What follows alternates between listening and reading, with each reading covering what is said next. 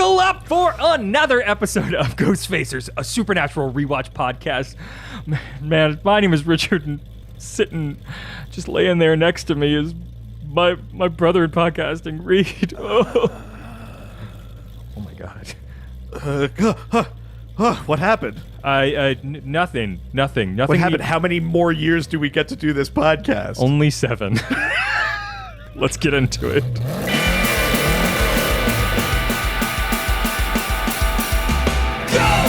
Ghostfacers! We visit ghosts, we're others, we're not, we're ghosts! Ghostfacers! Stay in the kitchen when the kitchen gets hot! Ghosts! Ghostfacers! We visit nightmare, we visit dread! Ghosts! Ghostfacers! We visit faceless, we visit dead! Welcome to Ghostfacers. Today we're discussing Season 2, Episode 22. We are at the end of Season 2. All hell breaks loose. Part the. So cool. I know. Trying to add a little Canadian flair to this. Good, We have a full Canadian cast here, right? We do. So it's very exciting. And before we start talking about this episode, we have a very special guest. You probably see it in the title of this episode. But today we are joined by writer, executive producer, and visual effects supervisors for such shows as Bates Motel. Well, every motel I go to is a Bates Motel. But Beauty and the Beast, and most importantly, Supernatural. It's Ivan Hayden. Thank you so much. Yeah, welcome. Hey guys, thanks for having me. Yeah, no, The French was fantastic. That was awesome. Oh, thank you. Yeah. From the one who actually doesn't speak French. Hot Shots Part 2, right? Hell yeah. Yeah, no, so cool. I mean, this is a fun episode in general. Oh yeah. We liked the season finale last season, but this is a big one. A lot of things come together here. Some cool moments, some cool real VFX and we've got the VFX guy here. How did you start in that world? How what got you to Supernatural and being in the world of working on those visual effects? That's hard to say. I guess my mom would say that since the time I was like 10 years old, I was playing with my dad's VHS when it had like the big like briefcase thing you had to carry around on the side of it. And, was making movies with Star Wars figures and G.I. Joes and melting them with WD-40 and lighters and stuff like that. But I wanted to do video games and I wanted to be an animator. So I went to school for computer animation and got out of that. And, at the time when I went into it, they were hiring anyone that could hold a mouse, because I was like that closet computer nerd in the 80s kind of thing. And then I'm like, hey, if they want me now, I'll go to school and then I'll get so much more. And every school pumped out 160 people, and suddenly it was the buyer's market. And I had a friend of mine who was working on, we call it the old MGM lot. It's actually the Bridge Studios, but it was where they were shooting Poltergeist, Outer Limits, and Stargate SG-1. And she was the office coordinator for the visual effects division. And all of the visual effects for those 3 shows were in this little brick building crammed in the back of the studio with no air conditioning and no fans. And it was kind of crazy. So I went in, I went in for an interview because they needed a visual effects assistant. And that was sort of how I got my start on Stargate SG-1. And back then, it was the early days. It was like 1997, I think, when I started doing all of this way back in the day. It was the early days of visual effects. And, I sat on set on Stargate SG-1 with the radio. And I'd call my boss when we were getting close to a visual effect scene. And loving film and doing all of that, I just, every day I'd help the grips, I'd help the electrics, I'd go help the special effects guys, I'd help the stunt riggers rig the rigs, I'd help the, go sit in the makeup trailer or the costume trailer and see what they were doing, and just sort of like absorbed all of this stuff, how the business went, and worked my way up. And it was a really unique and fun time, because at the time, we were sort of figuring out how to do it. You know what I mean? Like visual effects in television, there was, Stargate SG or Star Trek. Mm-hmm. And then there was sort of what we were doing up north, right? And we weren't LA, and we didn't have the big companies, and we didn't have all that. We weren't Toronto. So if there was a big visual effects shot on Poltergeist, all the visual effects assistants would run over, and we'd all be running around taking camera measurements and going nuts, and same sort of things. We got to work on all of these shows. And that's what got me into doing visual effects. And I had just finished doing season 1 of Lost. And I came back to Vancouver, and I was actually gonna be packing up my stuff, and I was moving to LA because I have dual citizenship. This is it. I'm gonna go. I'm taking the big plunge. I'm going down to California, and I got the phone call about Supernatural, and I was like, from visual effects standpoint, it doesn't get better than that.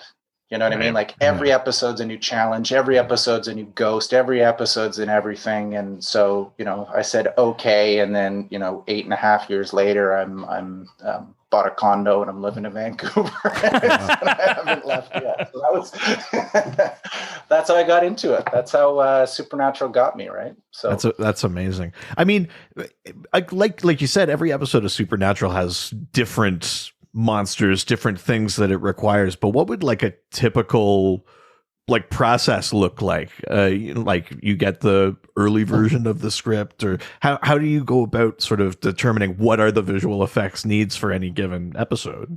Well, for for me, I'm like an old school guy, and back then it was old school. We didn't all have tablets and that sort of thing, but it was me with a highlighter and a script, or even an outline, depending on where they were. Right. And we'll sort of get into that when we talk about this episode, because this episode was like really crazy for us, visual effects speaking. But basically, you read the script, and it can be anything as obvious as demon smoke pours out of a demon, right? Or Sam gets shot in the head. You're not going to shoot Sam in the head, so you're going to have to figure out some sort of visual effect for that. But it could be something as innocuous as exterior Wyoming street. Well, we're shooting it in Vancouver, and if it has to look like a specific place, is that a thing? Is it safety issues, obvious effecty type things, and then little subtle things like demon eyes. Well, is that going to be contact lenses, or is that going to be an actual transition with visual effects and that sort of thing? So that's kind of how it goes. You go through with a highlighter, and then we have what's called the concept meeting, where all of the department heads get together and sit around a table, and we sort of do a page read through, and everybody sort of asks the questions like, hey, what about this? What about that? And then from that, I would go through and do a visual effects breakdown and a budget. We'd put that in and submit it. And then everyone would sort of say, that's too expensive. What are we going to do? and that's, every department does that. And as a producer now, I'm the guy going, that's too expensive. What are we going to do? But then we would have a coordinated special effects, stunts, visual effects meeting. And we would sort of talk and work with special effects and stunts. My flavor of visual effects, and partially because at the time the technology isn't where it is today with Unreal game engines and things like that, I leaned a lot closer to using practical elements, meaning get special effect stuff. So we would do fire shoots, we would do we would light steel wool on fire and shoot it at high frame rates. We would pop water balloons at 1,000 frames per second and get these elements that we could put together to give our visual effects a really lifelike, and forgive the term, but organic looking effect. But I talked to special effects. If there was Sam gets flung across a room, that's a stunt, and that's special effects, probably with a harness and a pole, but we're going to have to paint the wire out. We're going to have to get clean plates. We have to. So what are you going to do? What am I going to do? What's safe, what's not safe, and then come up with the challenge, the solutions to those challenges. And obviously the director being the one that's talking about, I want to shoot it like this. These are the beats that I need to make happen. How can we make those things happen? So that was kind of it. Then I would go do my breakdown. Special effects and stunts would do their breakdowns. And makeup, sometimes we bring makeup in, sometimes we bring special effects makeup in, sometimes we bring in costumes. It depended on where we sort of went. Right. And then you do the final production meeting where after you've gone on the tech survey, which is all the department heads get onto a bus and drive out to all the locations to physically see that, we're not going to be able to get it craned through that window. How are we going to do this now? We would have the production meeting where we go through the final page turn and just sort of button, making sure that you're doing this up on the day. There's as few surprises as possible. Wow. That's awesome.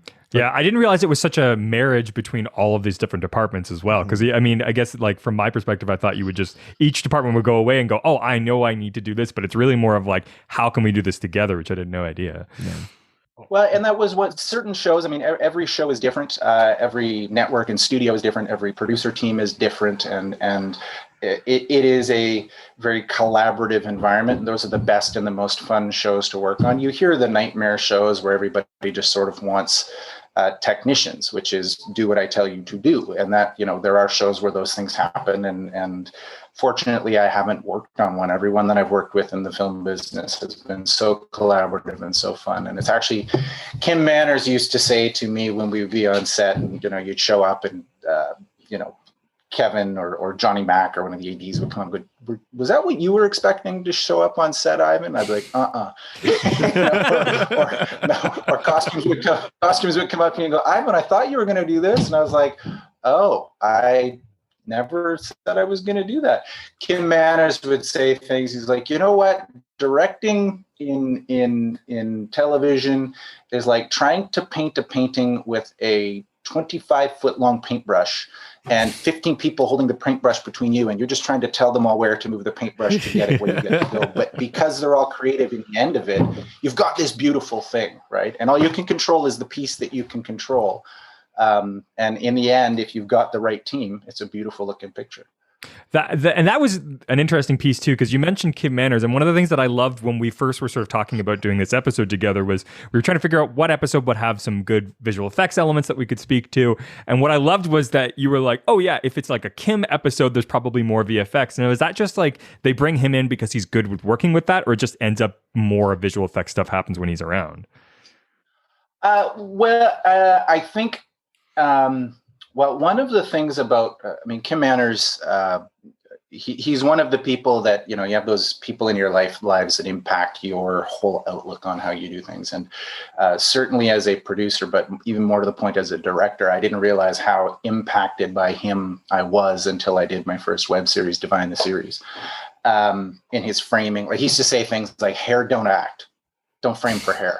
Right, like the drama's right here, right. Like chin to eyebrows, and we used to make the joke. It's Brad Creaser, the A-camera operator. I'd be like, I'd come in late sometimes because visual effects. I'm not there all day.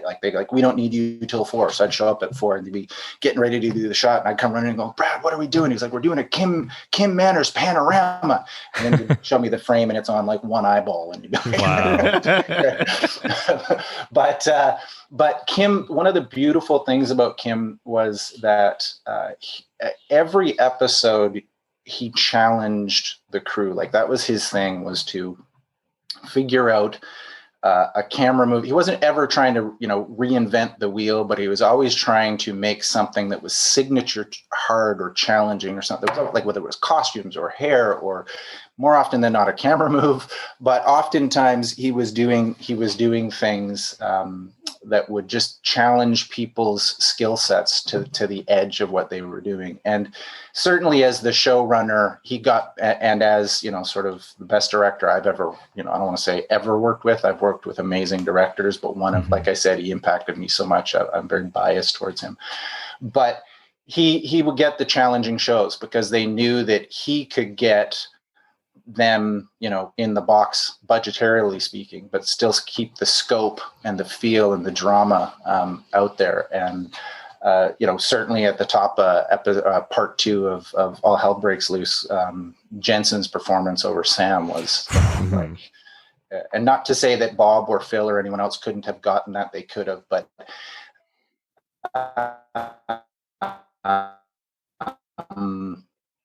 actors trusted Kim. So when it comes, long rabbit hole about him, but as far as the visual effects go, he got big shows, because, they weren't going to give the finale to a guest, director. They were going to give that to someone who was going to make sure that we could get it and make sure that it would be the shows that it needed to be. Right. So yeah, that makes a ton of sense.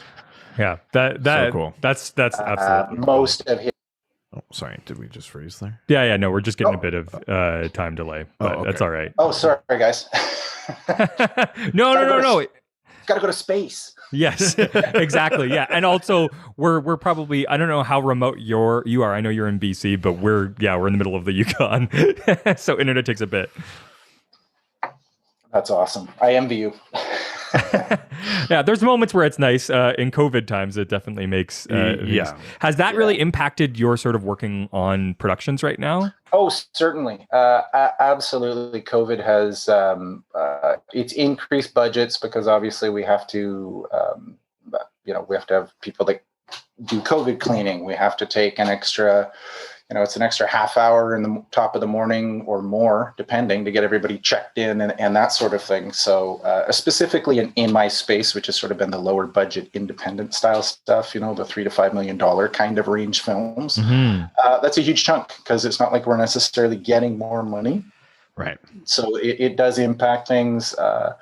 Some people are more, I call it COVID conscious, Right. and others aren't. But it's the world that we live in. So I just keep reminding people, if we're not, it's sort of a thing I always say to everybody, like you're never trapped. If you're not happy with your work, don't go to work. And if you're not comfortable, don't go to work. Like there will be more work and there are other jobs out there. So it's if you're not comfortable with COVID, stay home until you are, or until we can get vaccinated or whatever, right? If you get on a show where you're not comfortable with what their protocols are, go get another show, Yeah, absolutely. Yeah. So I'd love to talk a bit more just about your specific role. As how does a visual effects supervisor differ from a visual effects editor? Like where does your sort of job start and end? Well, again, it depends on the shows. I tend to never hold back from giving my creative input, but I view it as that's why I'm being hired, and that was that's how I always look at it. I was always trying to go look at the visual effect and try to figure out the visual effects are the paint job on the car, right? The story and the performances are the engines, the music and the sound are the wheels. Without the music and the sound, the car doesn't go. It doesn't matter how fast the engine revs, but that sort of thing. And the visual effects are the paint job, but the visual effects should enhance and augment the story. So for a visual effects supervisor, at least for me, it goes from development to prep to shoot to post. So I do the full gambit. Some supervisors just do prep and shoot. There are supervisors that just handle footage when it lands into post-production, and they deal with the plates and the footage and try to keep the clients and that sort of thing ready. I was hired directly by production. We had an in-house visual effects team, so I managed on top of doing the visual effects side of it. I also managed my crew, worried about the hours and, punched the time clocks and made sure the software licenses were ready to go and that sort of thing. But visual effects, you start at the earlier you bring on a good visual effects team, the better. Right. In that they can help solve budgetary problems before they become budgetary problems. Right. So a visual effects editor is a person who deals with just the footage and they edit them together. So if you've got a blue screen element and a clean plate, meaning the background, they'll key it out, put it in so that the producers like myself are looking at it. They're not seeing someone on a blue screen going, what's going in there? The visual effects supervisor helps with the conception of the visual effects, the execution on the day, and then on some level, ensuring that what the visual effect was intended at conception is realized in post-production. Right. Whether the supervisor actually manages the artists or not depends on the company that they work at and that sort of thing. Usually not. Usually they just sort of come in, they look at it and go bluer, greener, that kind of thing. But for me, certainly, I always looked at the visual effects as how does this tell the story and how does it evolve? So, for example, in season 1 was the first black smoke demon, right? And it went into people's eyeballs, right? And that was the way that at the time that was how they sort of wanted to go with. And then in season 2, that was a really cool look, and everybody liked that, so they wanted to keep going with it. So I tried to figure out how can we make this be something that is more intentional. So instead of just the smoke that's sort of billowing around and doing this thing, it's moving in a direction. It has an intelligence of its own. How can that visual effect bring to the overall story a look and a feel that supports it? So how do you make it feel intelligent? How do you make it feel scary? How do you make it feel evil? What do we do? And then I work with my team at the time to R&D it and figure out, what are we going to do? And then we present it and go, how about this? And then we're like, but it should go in the mouth because that's so invasive. And so like, we get that it goes in the eyes, but just look at this. And then, once they saw it, they go, oh, okay, cool. So for me, it's every visual effect was trying to help propel the story, as opposed to just black smoke that comes out, goes from A to B and does its thing. Like, how do you bring a little bit more to it, and sort of underline what's going on in the story? Is it supposed to be scary? Is it supposed to be creepy? Is it, what does it do? What's the power? Like when the iron goes through the ghosts, right? Like you could have just had it go through the ghost, but we added some steel wool and some burning embers, like it was actually hurting the thing as it went through it. And you try to come up with these ideas to enhance it. Oh, wow. That's awesome. That's so cool. I'm trying to match this up into my world. So I'm an owner and creative director for a marketing agency. And it sounds like it's very similar to art and creative direction from what your role is. It's coming up with the ideas for other, and then working with your team to sort of actually make it happen. So it's you hear the thing and then you have to think of how could that possibly happen, and then work with your team to sort of make that work. Exactly. I mean, it will say, in the script, it'll say, and demon smoke comes out of the demon and goes out the window. You go, okay, well, what is that? How does that look? And how can that support the story or be scary? Or, what's the way we can make that the most that little piece can be? That's so cool. Very, very cool. All right. We have a big episode, so let's get into all of the things we need to talk about today. So right from the beginning, this episode aired November 9th, 2006. Normally, we ask our guests what they were doing in 2006 on this date, but I have a feeling I know what the answer is. You're probably getting ready to work on season 3 or something. That was exactly it, my friend. That's awesome. That's so cool. This was written by both Eric Kripke and Michael T. Moore. A duo team. We don't always get that very often. They're getting 2 writers into this. I mean, it's the finale. Of course, Kripke is going to be involved. It makes a lot of sense, right? We see that a lot with what Kripke does in The Boys as well. You'll see that he definitely sort of bookmarks a lot of these seasons with him writing, sort of definitely being part of the writing of the pilot episodes or the first episode of the season and the finales. I would imagine that makes a certain amount of sense in the way that bringing in Kim Manners to direct does too. You want the people steering the ship on the sort of big taste moments, the big kind of tent poles of the show. Yeah. Totally. Exactly. And just making sure that the Easter eggs for future, it's all there. You know what I mean? There's things that I don't want to say necessarily a guest writer, but there might be some things that the show running writer has in their mind that hasn't been discussed yet. And this is a show all about continuity. So very much. Yeah. I can't imagine what the script supervisor is for this show. I may have just gotten a line in on a script supervisor. And I'm dying to know what their job is, because this show, better than almost any show that I've that must on. be a giant binder by the end of the book the Bible. Run. Goodness, insane. But we talked about it. This was directed by Kim Manners, of course. The series finale, big VFS episode, definitely got to bring in Kim.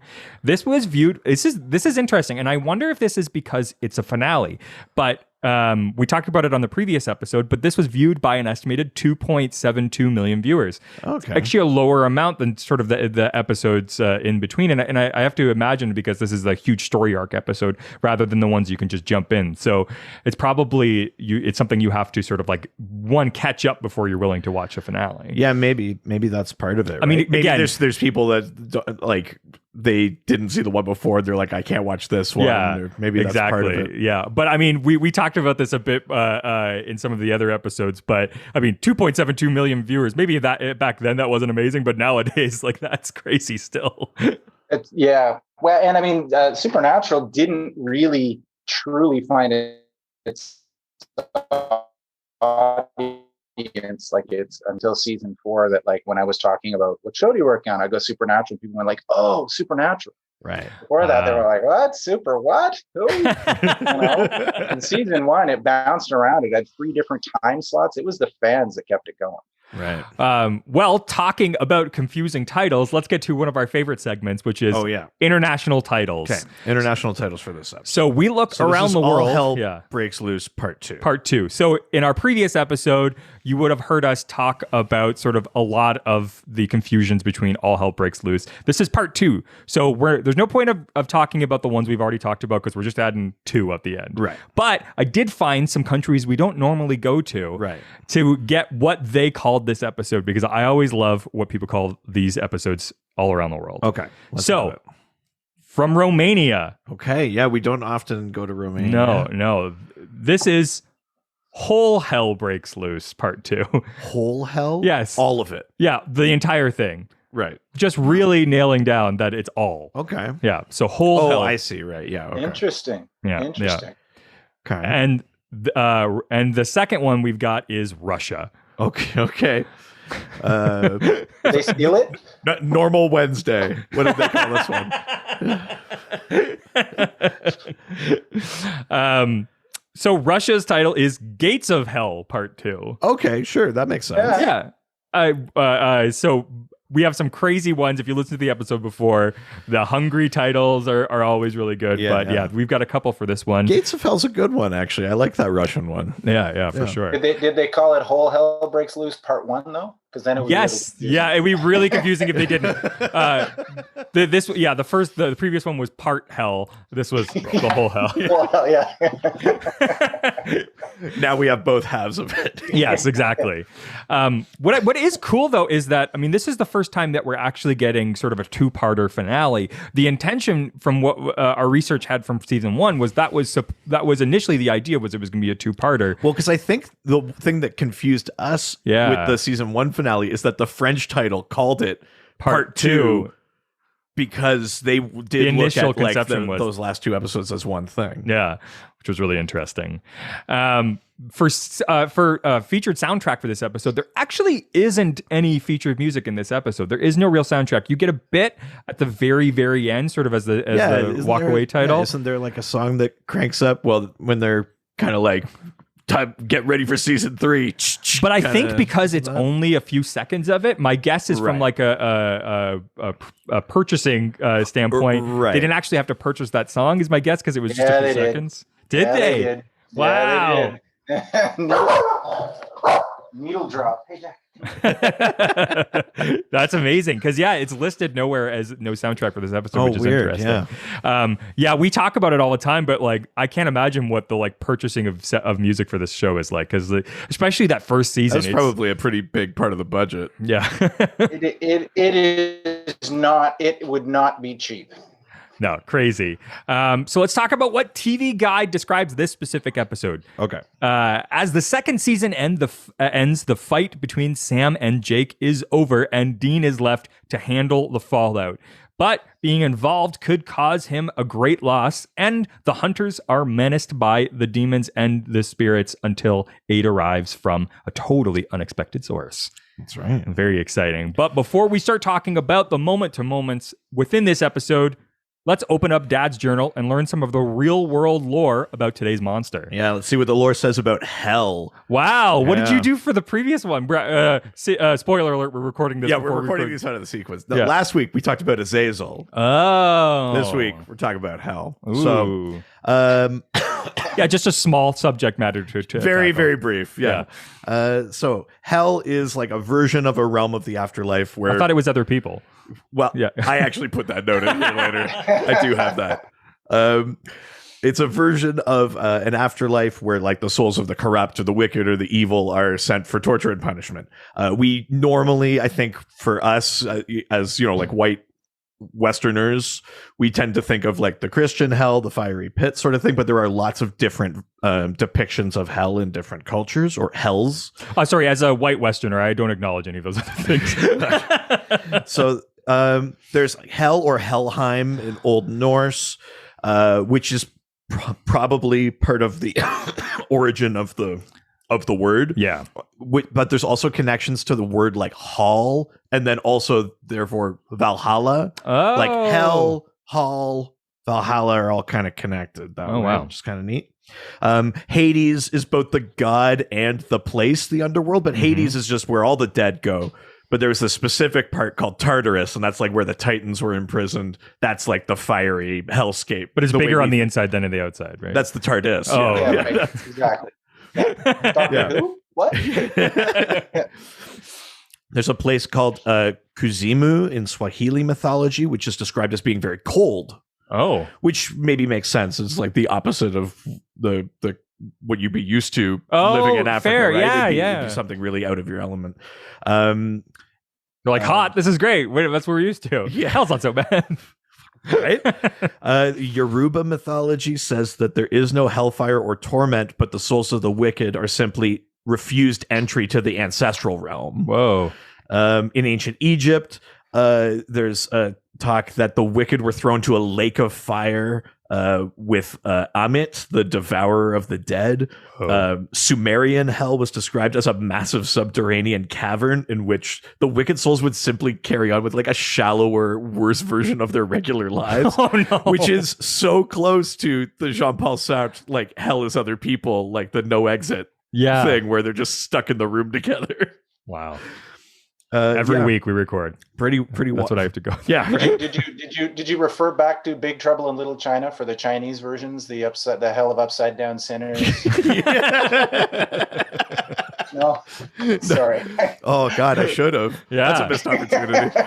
So the ones that we're most used to is like the Abrahamic hell, but even between like the three big Abrahamic faiths, there are differences. So, for example, in Judaism, strictly speaking, early Judaism does not have a hell. Oh, wow.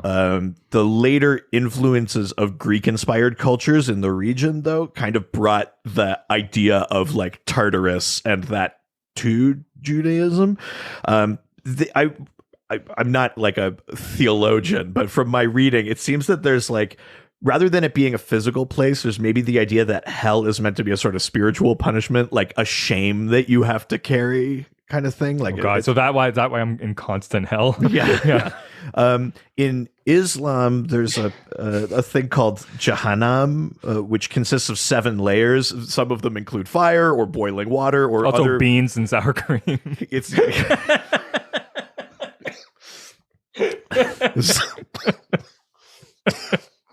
7-layer hell dip. Yeah.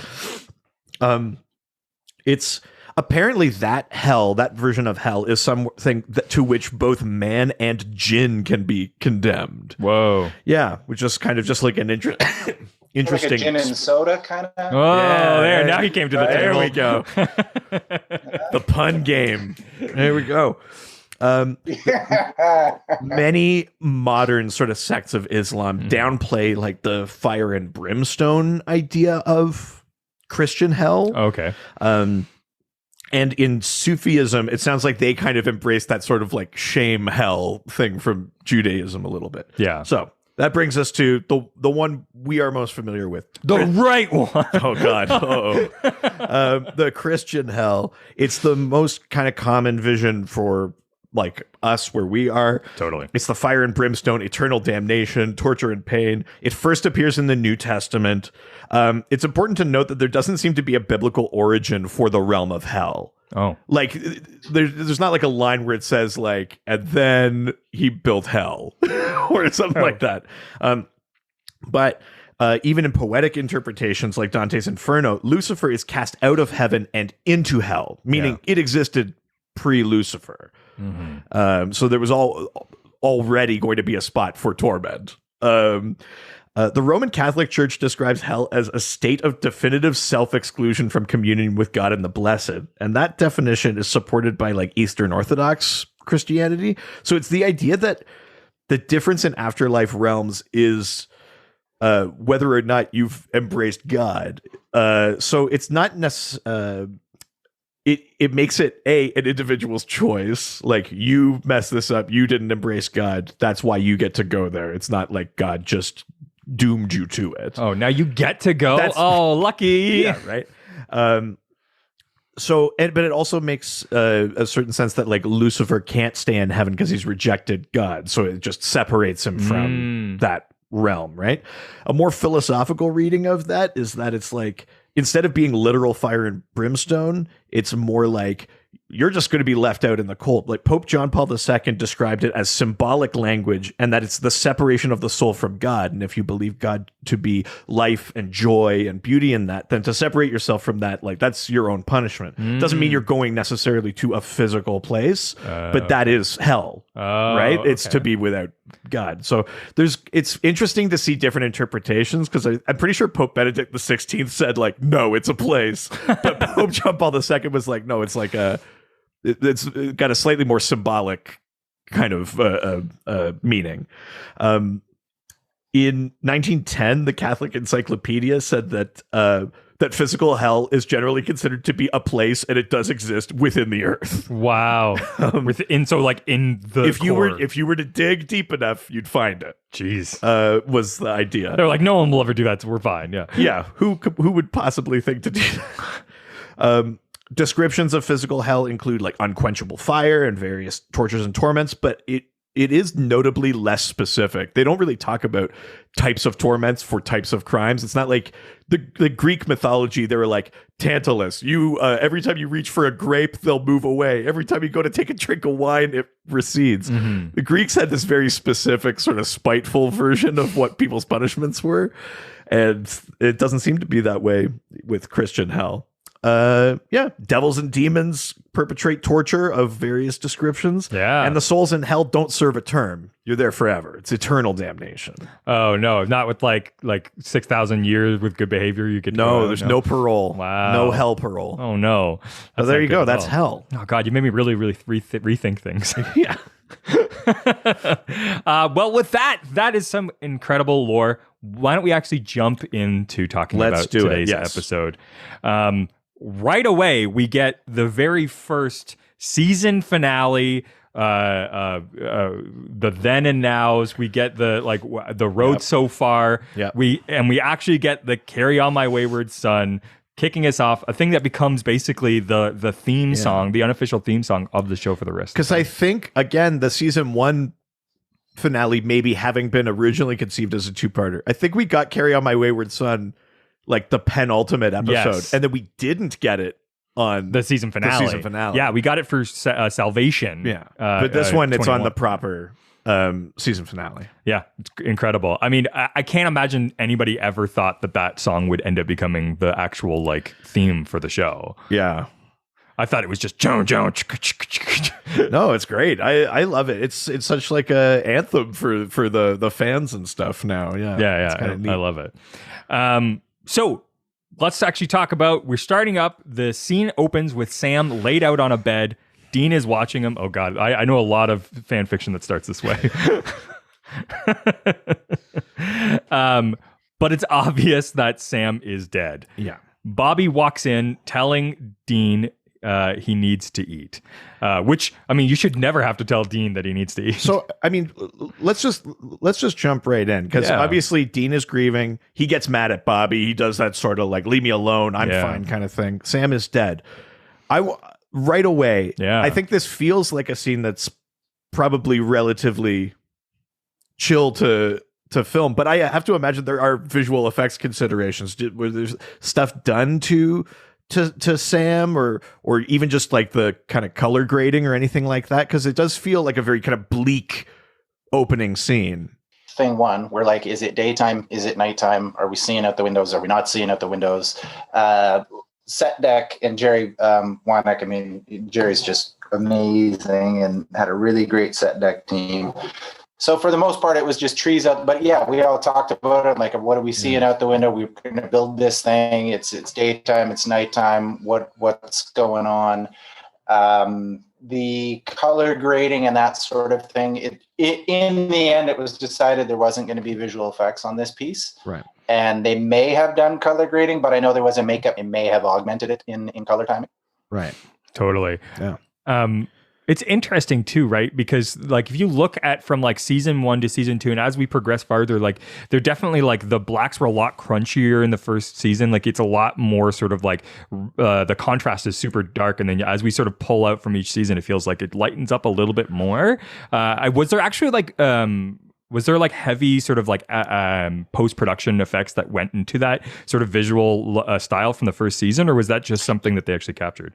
That was color grading all the way. It was fully a choice, and it was very much in the first season. And I think some of the first season was because the first season was much more of a monster of the week. Totally. Right. Do you know what I mean? Like there was the thread of dad and that sort of thing. But every time you're hunting Bloody Mary, or you're doing sort of a thing. And then season 2, you start to get like, it's an arc. By season 3 and season 4, it became much more that way.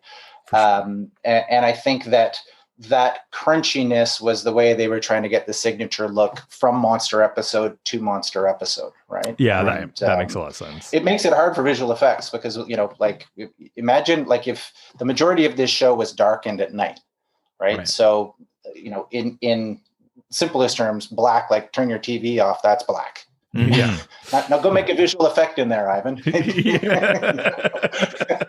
was like, oh, okay. So, and we did, there was a lot of visual effects where, because they, this is just sort of a thing that happens in visual effects at any point in time on any show. But when you're going to go through a color timing process and you haven't seen it or established it yet and you don't know, we do our visual effects to the color levels in the plate, meaning in the filmed element. Right. Like what the term plate comes from the old days when visual effects were painting on glass. Right. Mm. So if you had like the knights in shining armor riding off to the hill, you'd have a scenic painter go out and paint on a big plate of glass, and then he'd shave off with the razor blade so you could see through the glass, and it would look like there's a castle on the hill. Right. Or it comes from the cartoon side where you'd have the big plates of glass, you put your transparencies on. Either one of those terms is where it comes from. So each element that we shoot is called a plate. And when we film it, we match the visual effects. So black in your plate will be the black that we use. But sometimes we have to cheat it so that if we know you're going to crush the levels, we'll make our black be gray. So when you crush the levels, our black will still stand out a little bit from what's in the plate. The problem being conveying to people who aren't used to looking at visual effects, or you don't have a good trust factor or trust value yet, that's going to look good. Sometimes you can go around and around the merry-go-round trying to get that to the right level, or you do visual effects and then they crush the levels and you don't see it. So, wow, it can happen. That's so cool. That's unreal. So basically we now have this discussion with Bobby and Dean about sort of like Bobby wanting to bury Sam. Yeah, and Dean makes a comment about how torch him. Because Hunter funeral. Yeah, we've seen one. He's obviously very upset. We do get the perfect man tear in this scene. Oh, yeah. The classic Dean single tear. That's definitely in there.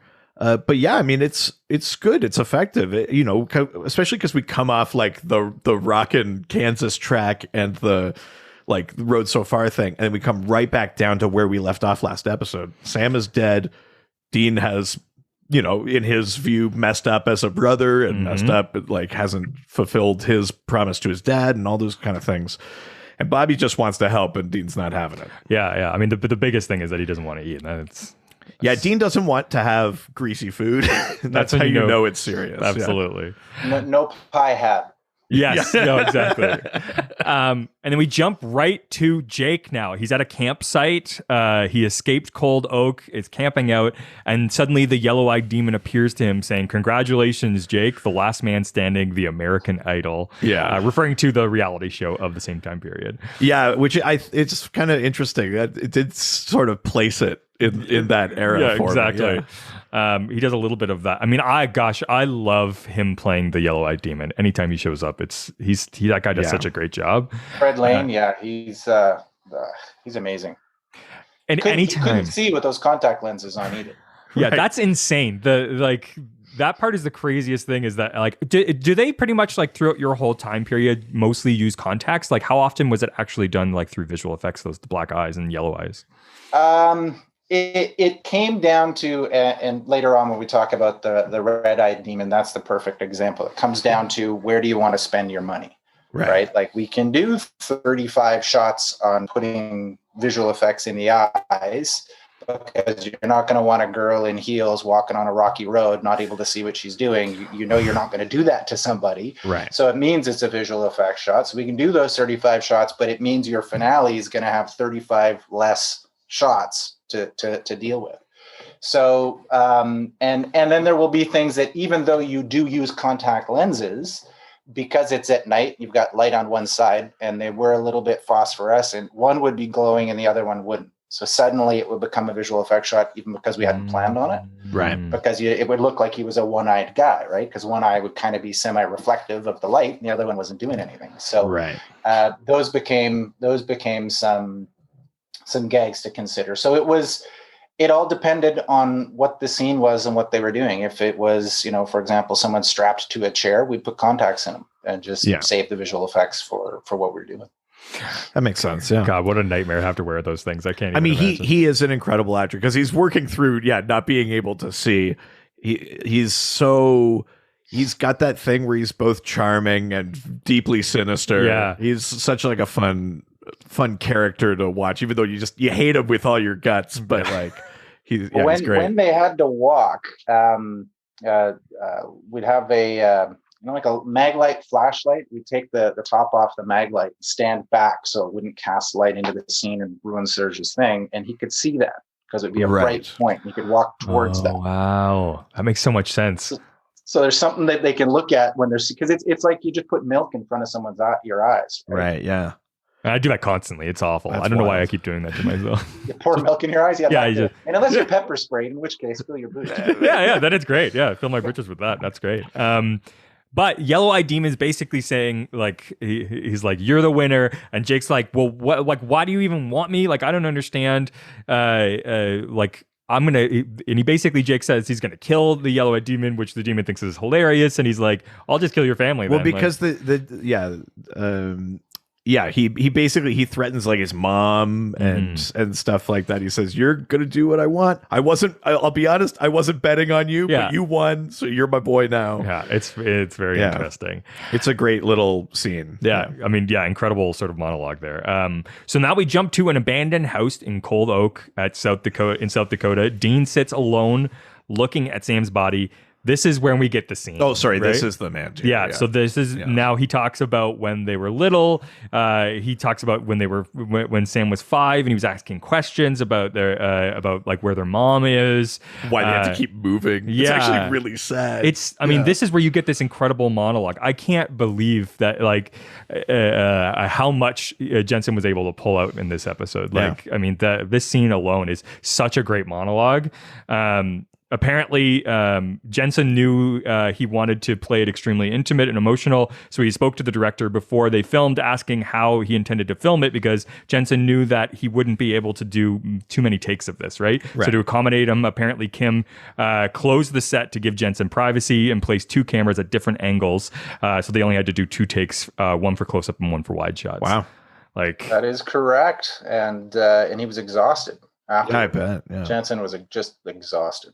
I can only imagine, right? He poured everything into it, I have this thing where, so with my business, I often have to do like just workshops to like teach people how to use social media and stuff. And even after that, like I'll do a 3-hour workshop and then I'm like done for the day. And just because I'm having to be like happy and like presentable. Right, because you're putting on an emotion. Yeah. So I mean, I've certainly...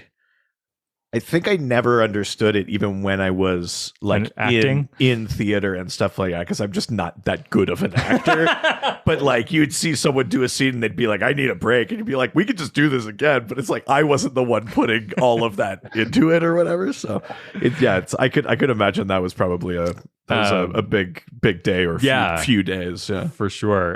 Apparently Jared, who we've heard before is sort of known for being a prankster and joking around on the set, said that during this scene where Sam is lying dead on the table, he actually tried very hard to behave himself because it was such an emotional scene for Jensen and he wanted to support him as much as possible. He also said that it was challenging to remain dead and not emotionally respond while his on-screen brother and real-life best friend was going through such profound emotions right in front of him. Yeah, totally. Were you ever witness to or remember any specific sort of like prankiness that was going around on that set? Oh, the pranks were never ending. on that. I can't even get, I mean, at one point I dressed up like Freddy from Friday the 13th because they were all doing their shows, and like I stood behind a door and they opened a door and I'm standing there and they're like, but like the pranks that were played, and Brad Creaser got pranked, the A camera operator got pranked incessantly. Kim Manners, they ice bucketed them. I mean, like the pranks were incessant, and it was part of the fun of the show, right? Yeah. Everyone was just, by season 2, the crew was the crew, and we were, they get certain people in on it, and other people weren't. So and everyone would just go along with it. If you were in the know, you were in the know. You weren't walking around like, what's going on? Right. Yeah. Don't blow it, man. Okay, good.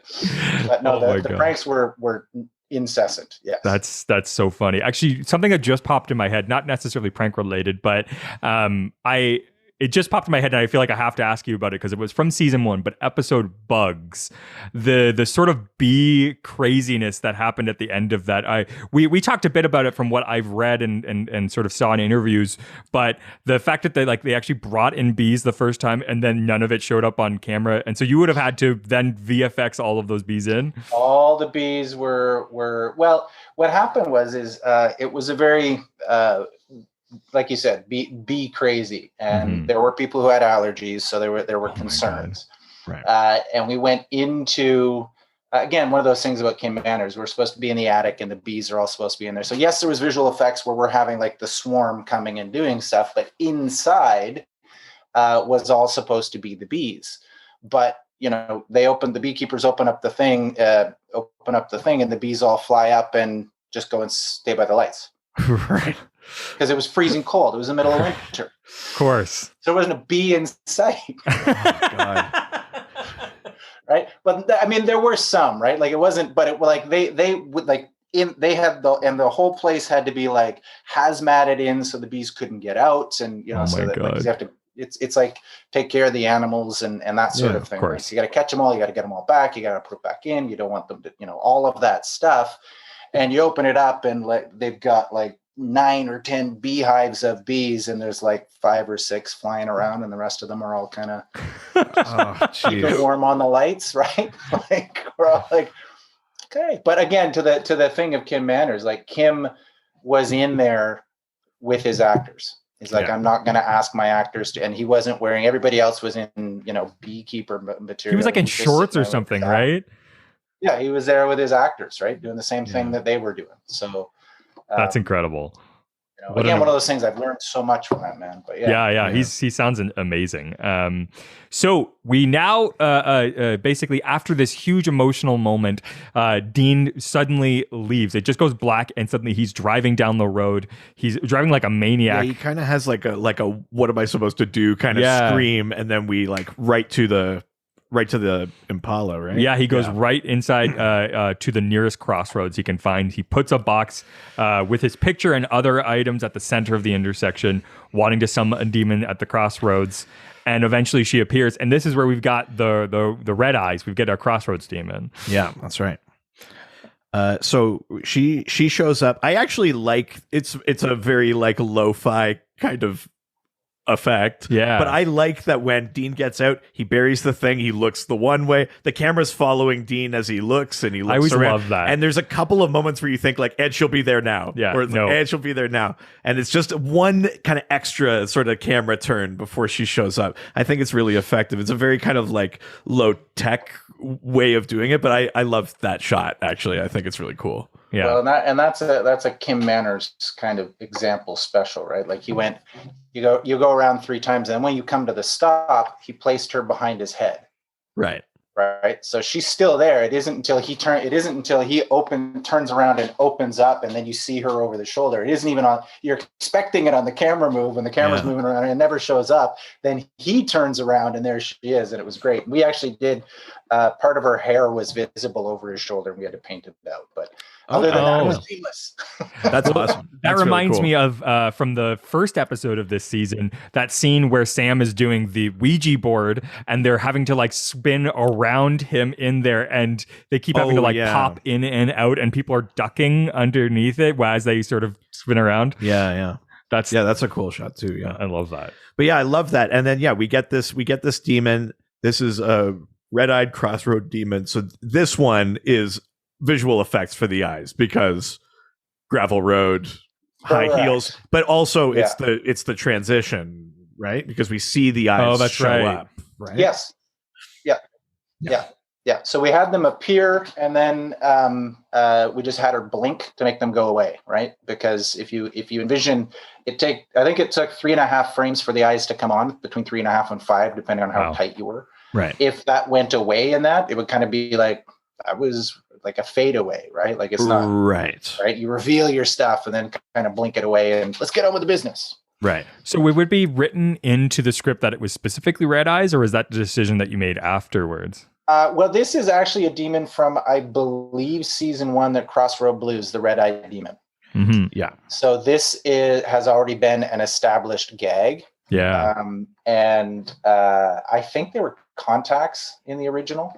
Oh, wow. That ended up becoming visual effects because you could see the whites in the corners of her eyes still. So there's some of those things where you get contacts and you still have to fill in the edges kind of thing. But it was established in season 1, Crossroad Blues, and the big debate was how long are we going to keep the eyes on? And the initial intention was to have them on the whole time, but then because of what happened at the end of the show, we decided to find a point where they could come on and go off. Right. Mm-hmm. So that's awesome.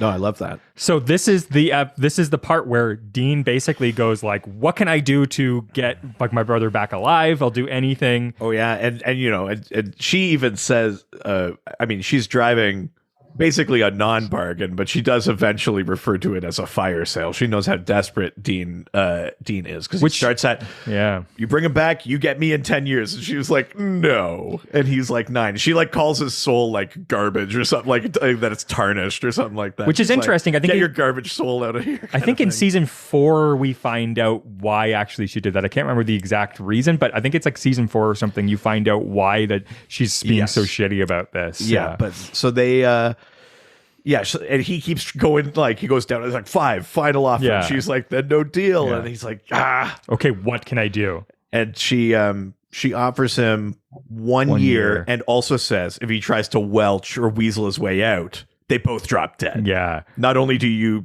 die, Sam dies again as crazy. well. It's like, but it's Dean, right? He's desperate. It's all he's got to take it. Well, and his father just died. He has no leverage. Yeah. He's feeling crappy. He feels thinking like about all the stuff from this season. He feels like he already should be dead anyways because he was supposed to be dead. Yeah, exactly. Which comes up when he's talking to Bobby later. Exactly, right? So then we jump directly to Sam waking up, looking confused. He goes to the nearest mirror and tries to look at his back, where he was stabbed, because that's the last thing he probably remembers. He knows something is wrong, but can't figure out what it is. Dean walks in and basically they have this moment of them coming back together. Yeah. Which is great. Yeah, absolutely. And Dean lies and says that Sam was stabbed in the back, but Bobby patched him up. Yeah. You can see that Sam's clearly still confused, but he's sort of just going with it because he doesn't know what to do yet, right? Yeah, well, and Dean also does the thing where Sam's like, what happened? Dean's like, well, what do you remember? Yeah. He's like, before I tell a lie, I'm going to get caught in. Why don't you give me your info? Definitely. And this is the moment when you know Dean's okay now, because he goes, let's get something to eat. Yeah. Then they break out that bucket of chicken. They go to the nearest diner. And Sam tells his brother everything that happened at Cold Oak, about the demon who wants one special kid. He knows that there's this guy, Jake, and they're both still alive. So that's 2 kids. So like, how does that work out? Well, yeah, because Dean said, like, I couldn't catch up with him. He ran off into the woods, and Sam goes, but like, if only one of us is supposed to survive, then like, what does that mean? Which one of them did, but nobody's letting on yet, right? Yeah. Dean wants Sam to rest first, so he basically just goes like, we don't want to go to the roadhouse, we don't want to call them, like, let's just get you back home to Bobby's house, and so you can rest up. Hang on, I don't want to go too far off the rails here, but I just had a thought. I just had a thought here. Dean goes to a Crossroads demon Yeah. to bring back Sam. Yes. People make Crossroads demon deals all the time in this show. Yeah, I'm real life. But does too, that mean obviously. the demon has to have access to Sam's soul? Does that just mean Sam was in hell? Oh, that's interesting. Did Sam die, go to hell? No. How is the demon authorized to make No. a deal for a soul that No. not in hell? Oh, that's interesting. I think that it's just I'm not trying to get too deep into the weeds, but like I think it's one of those mathematical things. right. I think it's a mathematical thing where a negative and a negative equals a positive, right? So I'm selling my soul and you're a bad person so they can do something good, maybe? Right, sure. Okay, yeah. I'm yeah. willing to buy that if it just means that there's not this I weird. don't know, man. Yeah. That's yeah. We just didn't even realize that. Ignore the man behind the curtain, okay? Yeah. Absolutely. Yeah, exactly. Yeah. So now they're at Bobby's house. Bobby is shocked to see that Sam's alive, obviously, because he knows that Sam died. He doesn't know how to even react yet, which is kind of good because he doesn't immediately go like, "Hey, you're dead, aren't you? And Why are you dead?" Is it in this scene or just before where Dean has to tell Sam what happened to Harvell's? No, not yet, because basically he's kind of ignoring it at this point. Oh, He's right, just okay. going like, oh yeah, no, you're right. He does, because Dean has to tell him that the roadhouse burned down because of something Ash found out. Yeah, you're totally right. Yeah, Roadhouse burned down. They're like, Ash is dead, probably Ellen and Joe too. Bobby's trying to find out just what that thing was. Yeah. But they don't know anything about if anybody survived or anything. Yeah, You're right. 100%. Because they have a later conversation about that. But now we're at Bobby's house. The brothers goes inside and to see Bobby shows them what he's found. He doesn't know what it means, but the demonic omens have skyrocketed in a certain area, all except for one place in the very center. Shows a map of southern Wyoming, and all of the demons are sort of surrounding this. So they don't understand what is causing that in the middle, right? Yeah. And Bobby asks Sam to look it over, see if he can think of a pattern that he missed. And he's like, Dean, how about you and I go get some books from my truck? Yes.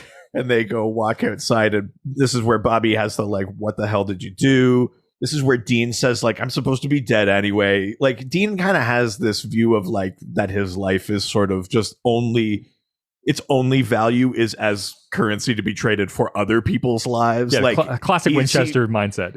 Yeah. He looks very poorly on his own sort of value.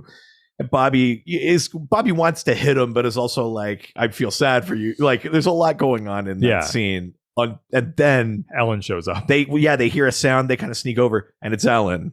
She's fine. She's showed up. Yeah. So Bobby asks Ellen to drink some holy water immediately to prove that she's not Yes. a demon or possessed. Yep. I always love that sort of like steamy effect too when they whenever like a demon does like drink that holy water. How did you guys do that? That was done in computer. Really? We talked many times. We're like, hey, can we refrigerate a room and just put hot water on them? And it was always no. Are you telling me that it's? I'm like, what? Come on. Yeah, you're telling me it's cheaper to do it on a computer than to completely insulate, cool an entire room, and then pour hot water on someone? Yeah, that's Yes, interesting. right? That's what I said. Like, come on, we have technology. I do appreciate that your mindset is like to go practical first. Yeah. Because I can imagine the like temptation from a VFX. I guess there's like this part of this thing where it's like, guy, if we do this practical, I don't know, I might not have to do as much work. But also just like the idea that like you appreciate the like practical value of the effects of the value of practical effects over digital a lot of the times. Yeah. Well, and it also has to do with that at the time, computer processors and software and stuff like that, like to get real photoreal looking things in our TV time frame was just, get it. If you can get it in camera, because it's real. And as opposed to trying to make something look real that wasn't there, just get it. If you can get it, and then move on. Do you find that like a lot of the challenge within VFX is time limitation more than like graphical capabilities? Well, I think those kind of go hand in hand, right? Mm-hmm. Like I mean, the biggest things are communication and then time limitations, right? Because we at one point we had a list of my visual effects friends and I were going to make T-shirts of all the crazy things producers have said to us for visual effects. Like, right. it doesn't look like a real ghost. Can you make it look more like a real ghost? Okay, what's your frame of reference, right?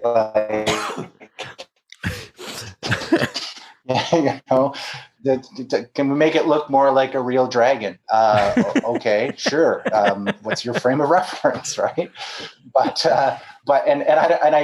We would joke about it, but I mean, they were honest. They're actually honest statements. Yes, but it's like, what is your frame of reference? So communication can be a big thing. Like I can say, the cult will come out with a rune on it. Well, what does that look like? What's the rune? And that's the thing, is a lot of this stuff was the cult shoots the gun, and we then had lots and lots and lots of conversations where, is it the cult? Is it the bullet? Is it a spell? Like, what is it about the cult that kills that does the thing and that does the thing and that does the thing, right? So time is always the essence. That's step number one, is how much time do we have to do this?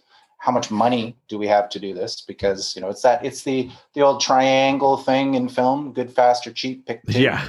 Yes. You can have it good and fast, but it won't be cheap. You can have it cheap and good, but it won't be fast. But it's that kind of thing. But then it's just making sure that you have a good level of conversation with the creative people, because especially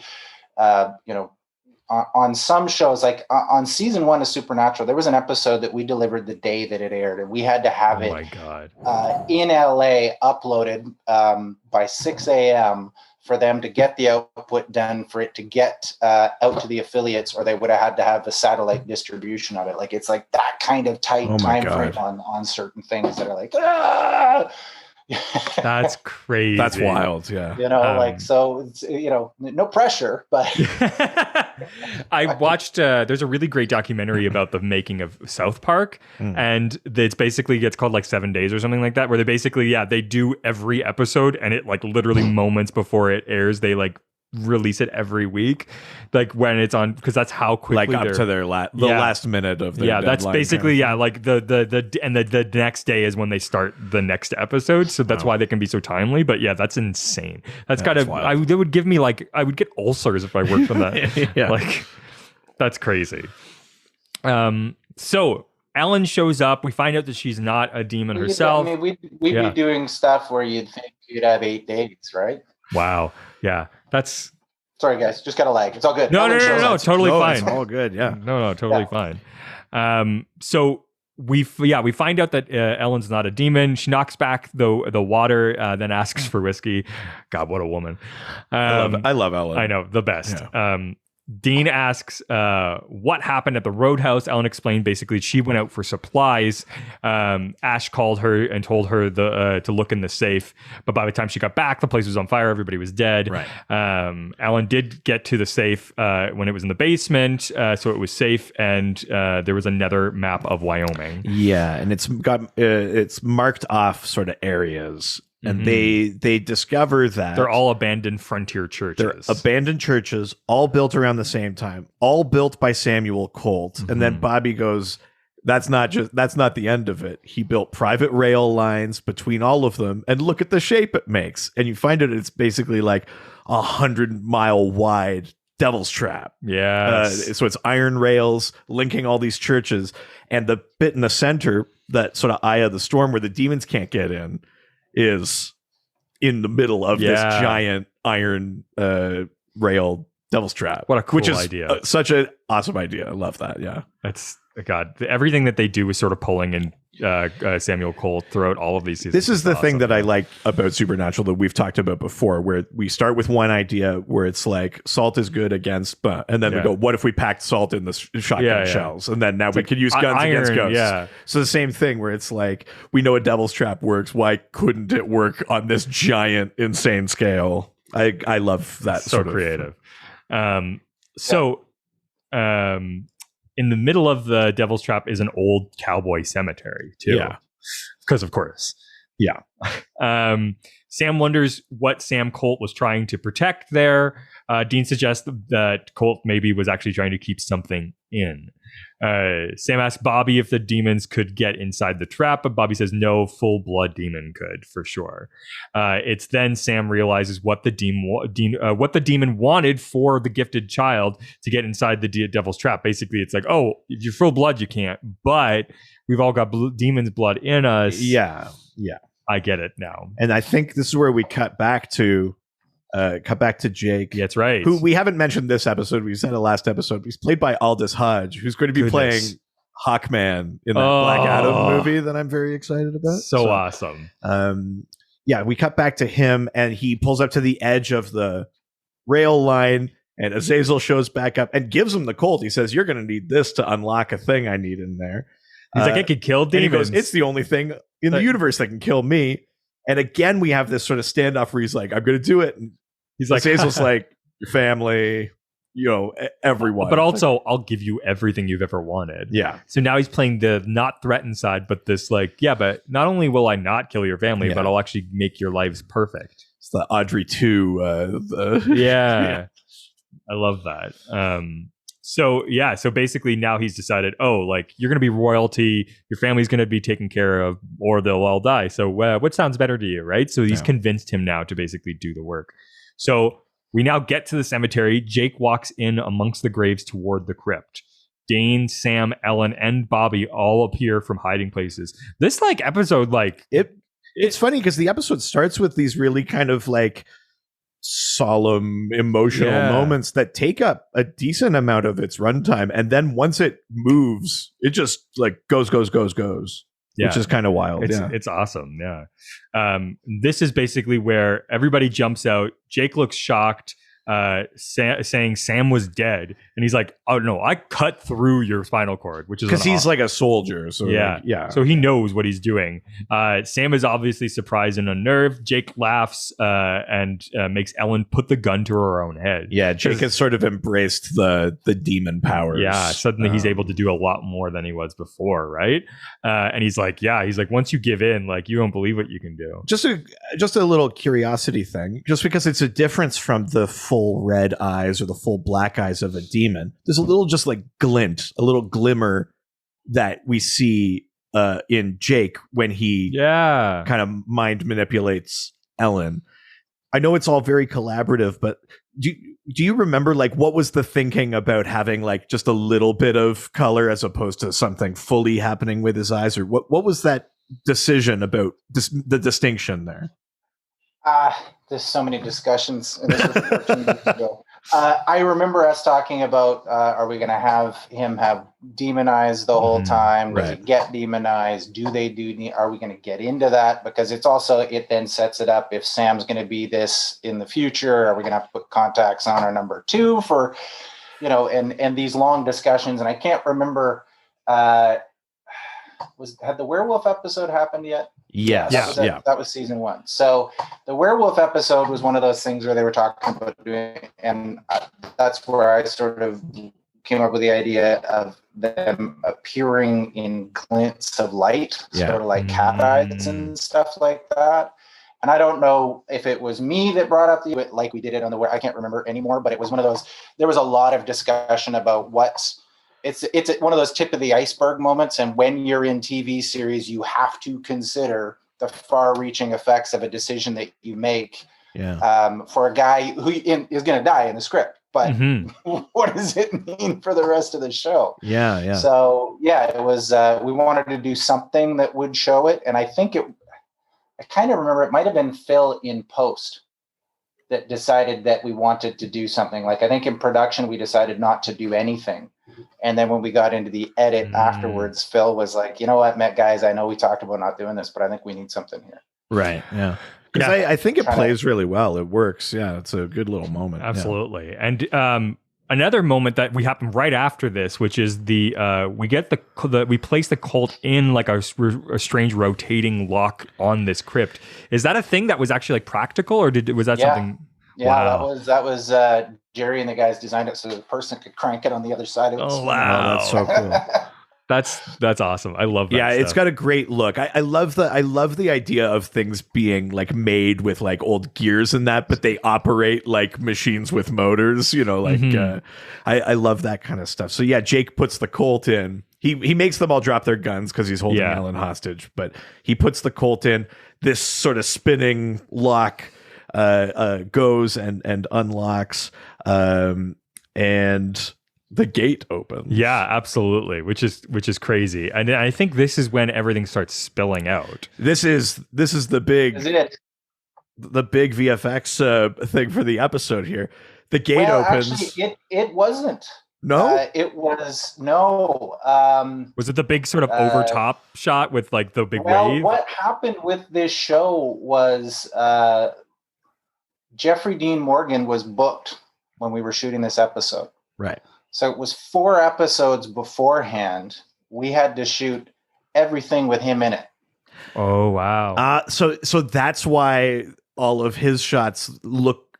Is he green screened there? Because it looks like the shot setups for a lot of his stuff is different. This is where the thing came into it. Was all we had. When and I don't know how it happened. Like, I mean, in the television and the film world, when people get booked and get in places, and when you have a TV series, even if you're your first right of first refusal and the rest of it, if there's someone's got a big opportunity, you don't want to stand in the way of their big opportunity, so you do everything you can to sort of figure out how to do it. And I don't know how it happened that he got booked on something else, but I know as a producer now, you will do everything we can to help people do other things. Totally. But it was so I got called up to the office. Thought I was in trouble for something. Oh, gosh. Like, hey, they want you up in the office right now. I'm like, oh gosh, what did I do? So I go up there and we sit down, and they've got the outline and they got the speakerphone, and they tell us that we've got to shoot the finale. And Jeffrey D. Morgan's not available. He's only available next episode, which I think was 4 episodes before we were shooting it. And he's only available for 2 days. Wow. Right. So we got to shoot it. So all I had at that point was an outline. And I'm looking at the outline, and it had this giant fight, and the dad, and the this, and the that, and the other. Like it was at least in the outline, right? Like outlines aren't as detailed as the script. It just tells you the general thing. The yellow-eyed demon and dad fight, and Sam smashes his head, and dad and Dean were going to be like, it was like they were going to be doing all this stuff, but he's not going to be there. So what can we do? So I'm sitting there, Jerry Winick's sitting there, Sarah's just sitting, we're all like, okay. And they all look over at me because everybody knows you could do it on a green screen or something. And I'm like, okay, well, give me an hour. So I went back down to our little Atco trailers that we sort of made a joke. It was like Das Boot. We're all stuck in these little trailers. I sit down in the trailer and I just sort of start figuring out what and how to do it. So this is that sort of thing where I sit down, and basically what I did is I drew a storyboard for what we could do, trying to follow the spirit of what was in the outline. Right. So I know that because Jeffrey Dean Morgan and Fred Lane weren't available at the same period of time, they were never going to be in the same room. Right. Wow. So how do I have them have a fight? Right. Looking at the whole lore of the show and all of the rest of those things, and dad comes up, and they wanted it to be a surprise. At the last minute, Dean's about to die, and then dad's there to help him. So I drew the storyboard for the end of All Hell Breaks Loose Part 2, and got on the phone and walked Eric through it and scanned it and faxed it down to him. And then he wrote that. And then 4 episodes before that, I mean, we didn't Jerry didn't have a set designed yet. They hadn't even conceived of it. We didn't stunts hadn't figured out what the fight was going to be. We didn't, none of that stuff was figured out or sorted out. So part of that is where, the look of the final set was dictated on how we did this thing, and the cut that was on Dean's head. We're like, well, he's got to hit a stone, and this, then we had to reverse engineer that huge emotional scene before anything else had been filmed. Right. Yeah. Yeah. And we did it on green screen, and we didn't want it to be a series of lock-offs. So as you guys said, the big visual effects was all supposed to be the gates of hell breaking loose. That's where we put all the budget and all the money and all the time. And we're like, oh, okay, how are we going to pull this off? So it was, they did it the was it season 3, a similar thing where we, money and budget all got spent, where they called me up and they got called up into the office again for the big finale. How are we going to do this? Yeah. But it was sort of my claim to fame. Like, I wrote the end. I didn't. Right. I drew that. Basically, I just came up with a design, and then Eric. It's the genius of Eric's ability to write was to see that what I had done was pull from the lore. So I said, okay, if Dad's a ghost and he's going to wrap his arms around and grab, he's not like the ghosts where he's learned how to pick stuff up because he's, been in hell and the rest of it. But he could grab the smoky spirit. Right. And the body could fall down, and he can wrestle with that because I can put a person in a green screen suit. I can give him something physical that they can wrestle with and do stuff and move around with. And he can still appear. And then he falls down, the smoke goes back into the demon, Fred gets back up, and we can still have Dean shoot him. So all of those, that's where I'm like, I look at the outline, I go, how do I hit all of these beats where there has to be a fight, but I can't, like in our budget and in TV world, I can't do CG doubles at the time, and we can't do head replacements. Like we just couldn't do that. Totally. So come up with those things, and then Eric writes that into it where it feels so seamless. And then I planned out sort of how we could sort of do the blue screen stuff. And I talked with Kim on how what are the angles you would want to do to shoot this? And, knowing Kim, he wants to be in close on the eyeballs and, those sorts of pieces. But we got the over the shoulder. The important thing for him was that Jeffrey Dean touches Jensen. Yeah. So that was the one where we figured out how to make that work, because Jared was shooting on those 2 days. He had big scenes with his episodes that he was shooting. Mm-hmm. So Jared came in, and that's why Jared was sort of always between the two of them, looking this way and that way. Right. Every team was gone by the time we did Jared's side of it. Oh my God. Wild. So it was totally crazy. Like figure it all out, put the pieces together, and then it all worked. So that was like the big scary thing for us to figure out. And then for the gate breaking loose, it was when those gates opened, there was Gwyn, I think it was Gwyn Shipman, or maybe it was Ian Corver and Randy Shimku and a couple other special effects guys pulling on the door that make them rattle and do this. And then there was like a guy that would crank the wheel, and they're all standing there. So that's got to go right off the bat. We know that's going out the window. Right. And then we had Serge Ledusseur put really cool flickering lighting gag inside of it, so it would cast practical light. So everything that we put inside of it would cement into the environment. And then we had people from our old ghost outfits. We put them in the old the Reaper from episode 1, the one when Dean's in the hospital. We put those old costumes on people and had them come walking out. Yeah. And then we made them transparent and sort of warpy, distorted. So we'd have these crazy haired shapes of things coming out and smoke flying all over the place. Yeah. And we had special effects guys with big air cannons blowing them at people so that Samantha Ferris's hair would blow as something would go by it. And cement. That's where we sort of say like the getting all of the different departments to put all of the pieces together for the visual effect to work. Right. So we could just have smoke go flying by Samantha's hair, but if you blow wind at it and as it goes by, the hair moves, and then she has something she can react to, like something just went over her shoulder, and there's light coming from inside the pit or the tomb from Serge's stuff, then it feels hot, and they can sort of react to that kind of piece. It was a ton of fun.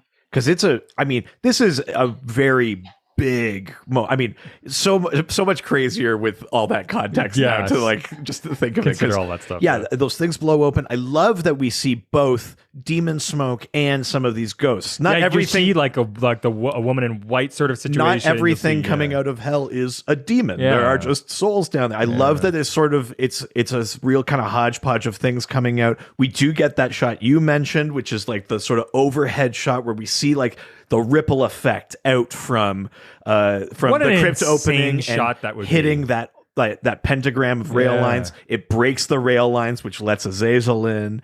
It's a really big sequence, and yeah, like Bobby and Ellen are trying to close the gates. There's lots of that like door resistance acting, which is great.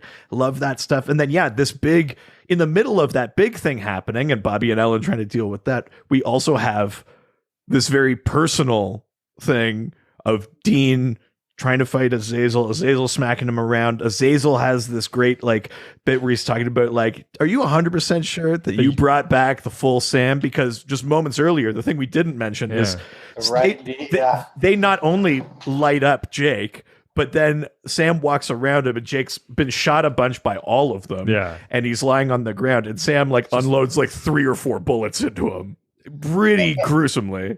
You know, and the perspective is into his face. Like that's the, sort of the camera framing that Kim Manners set. And that's sort of, again, that beauty of telling the story without showing it was like, he's shooting him in the head, right? Yeah. Like that's not.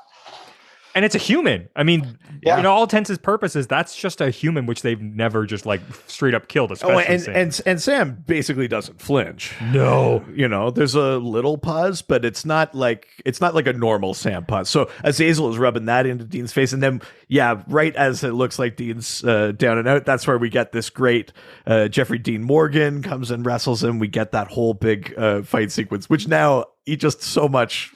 Oh, I know. So much respect that anything even makes it to TV sometimes. Like, holy crap. That's insane. I gotta say, one of the coolest things I think about that bullet shot when he was doing it was the fact that Kim had him put one splash of blood hit his face. Yeah. And it's just a very small one. Yeah. Right. Just one speck. And then he looks over at Jensen and he wipes it off like it's the biggest amount of blood. And he's just like, yeah, it was like those little moments, man, like directors, that's where you got to take your hat off and go.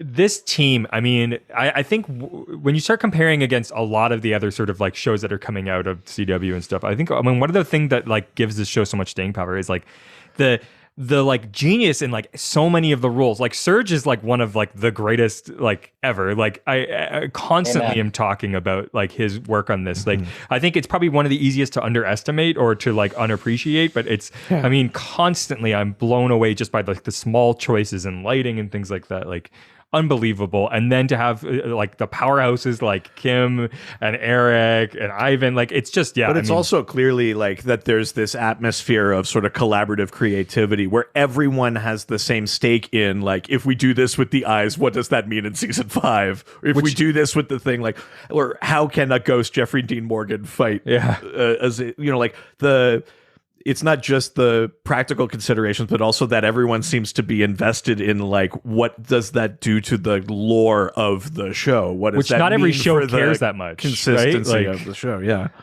it's really something. Yeah, it comes down to it all comes from the top, right? Like the showrunners are the ones that do it, and then you know there's the trust. You know, like honestly, Phil, like Eric and the guys would just start to write and he'll die in some cool visual effects way. They weren't even trying to come up with it because they knew that we would take the spirit of the show and put it through what it needed to be. And then we would ask those questions like, okay, but if we're going to do this and we're going to do the eyes on them, what's that going to be like? We would ask those questions and they could trust us. And, you know, like it comes from the top. The showrunner really sets the tone.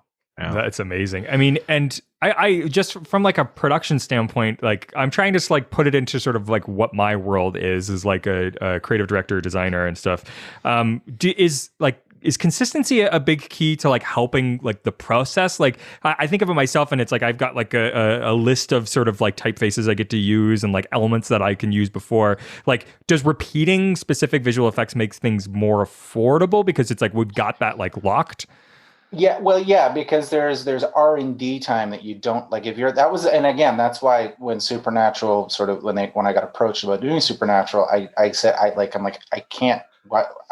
I'm not going to get another opportunity probably to work on a show where it isn't, and I don't want to say this like it's a negative thing, like a canned effect, but if you're doing, there's big visual effects shows out there that are, and it's absolutely amazing what they do in the rest of it. But once you've done the laser beam, it's the laser beam. Yeah. You know what I mean? And you're doing 600 laser beams a show, and not that it's that's a bad thing. It's still fun. I love sci-fi. Doing Andromeda was amazing. Doing Stargate was amazing. Like I've always loved sci-fi, but paranormal and those sorts of things, you really get to dig into, something new every show. Now, eventually, after, I don't know, 7.5, 8 seasons, whatever it was that I ended up doing on the show, Demon Smoke becomes Demon Smoke. The Iron Poker becomes the Iron Poker. The Salt Blast, the Salt Blast. And reinventing the wheel, let's put more drama in there. Like I said, it's the paint job. Do you know what I mean? Like, the Iron Poker going through the purse, and the first couple times we did it was like just like, whoa, super cool. And I was actually watching Warrior Nun the other night with my wife, and I watched this thing where a girl puts a stick through this other girl. And I'm like, I bet you they took that from us. They got that inspiration from us. And that's awesome. That's the biggest compliment. Like, imitation is the biggest form of flattery. Now, whether or not they did, I can't say that. They may have just sort of come up. It's not like I'm, we're all telling the same stories, and there's only so many things you can do. But you get to a point where the paint job can be an established paint job, and then you're just doing, from a visual effects standpoint, what can we do that makes this cooler or different? And certainly not having to figure out how to do it on like 8. Sometimes we only had 8 days from the time they locked picture, from the time we delivered it, to do a whole show. We'd be doing like 75 visual effects shots. Now, granted, 29 of them were black eyeball shots, but they still take time to do, and the rest of that. And if we were having to reinvent all 75 of those shots every episode, you kind of die, right? It probably gives you also an opportunity to really grow and do some really fun stuff as you sort of build this repertoire of stuff. Then it gives you the ability to sort of do new, more exciting things, right? Oh, absolutely. One of my favorite ones was the Sam Hain episode. I loved that. So much fun for us. That's a good episode. We might just have to try to beg you and plead with you to come back for that one. Can't wait for for that one. You got it, guys. Definitely. So they So we kill Jake. John and Dean managed to kill Azazel. I like Azazel's death because it's not like the first time we saw the Colt shot back in that vampire episode in the first season. The vampire gets shot, and because it's the first time we've seen the Colt shot, it's this very kind of long, protracted. You kind of see him realizing he's dying. Yeah. And there's smoke in that. Azazel gets shot, not even in the head. He gets shot, right in the chest. But it's a pretty quick, like sort of lightning flicker. You see the skeleton, and then he's gone. I kind of love that. I love like a sort of like ignominious death for a villain, like where they don't get a big moment. I kind of dig that a lot because it's like, fuck you, you don't get anything else. That's kind of how I feel. Yeah. Well, and like again, it's that kind of moment. Like, did he miss? You expect him to get him in the head, then you cut the close up, and he's sitting there, and he looks down, and it's like, is he going to start laughing? Like, did he miss with the one shot? Like, oh my god. It's good little like easy way to put a little extra tension in there. Totally. Yeah, I love that. They take him down. They do manage to close the gate. We get a line that was for our mom, you son of a bitch. Yeah, great line. And that shot where it comes out of the gun, bullet, that was actually taken from a digital still. It was just a picture. Wow. Because we couldn't get the camera move to come back out. Like, when it comes down to like motion control is a thing where a camera is on a set of servos. It's a robotically or computer controlled thing. It'll move up a dolly track. It'll move up and down. It will always do the same move every time. It's always perfect. It's always its thing. It's a huge time suck. Because it takes a long time to set it up. It takes a long time to make it work. I love doing it personally because it's going to be so clean. It's so precise. It's actually frame accurate. If you actually, in the old days with film, if you pulled out the negative and you went to frame 225, like everything would be the same place at 225, the focus, the whole 9 yards. But We always say it like we call it poor man's motion control because we didn't have time to do this stuff. So what we'd do is we'd overcrank the camera, meaning shoot it at a higher frame rate, and then hopefully you'd be able to have some frames that were the same. Right. Yeah. Right? So you could drop every fifth frame and it would be a nice smooth move as it came out. But so what we had was the camera on a dolly. So there's the camera operator, there's the focus puller, there's the actor, there's the Serge, his lighting guy giving the flash from the gun. There's a guy pushing the dolly, and then there's Jensen doing his acting. And so the camera's got to come up and on the perfect line as if it's coming right out of the barrel of the gun, and it's got to be super long lens so that any little bumper shake shows. And it's also we're in the stage where there's like 7 dump truck loads worth of dirt that we put all of these the grass and the so it's not even. They've leveled, you level the dolly try, and we couldn't get it to work. There was just always this bobble where it made the bullet look like it was like a drunken sailor, right? It was flying all through the frame. In the computer, it was going straight, but it was moving because the camera was moving. So in the end, just to protect myself, I got a digital still just to protect myself because, Kim Manners was awesome. When it came down to the visual effects, oftentimes he'd go get a coffee. Like, go do it. just go do it. And other times, like on this show, he look at me and he does the shot and he gets it. And I'm like, hold on. I want to get it as a digital still. And he looks at me. He's like, why do you want to do that? Because I know in his mind, he's like, you're taking away my all of the beautiful acting that I got done in this. Yeah. And I'm like, no. I'm a little concerned. This is, with everything that's going on, this is a big gag, and I just want to protect myself. It's for lighting reference only. Don't work with it. And he kind of looks at me with that, like, no, piss on my leg and tell me it's raining. Yeah. But he looks at he looks over at me, he goes, right in front of the whole crew. He goes, okay, I think you're making a big mistake, but okay. Oh my God. Wow.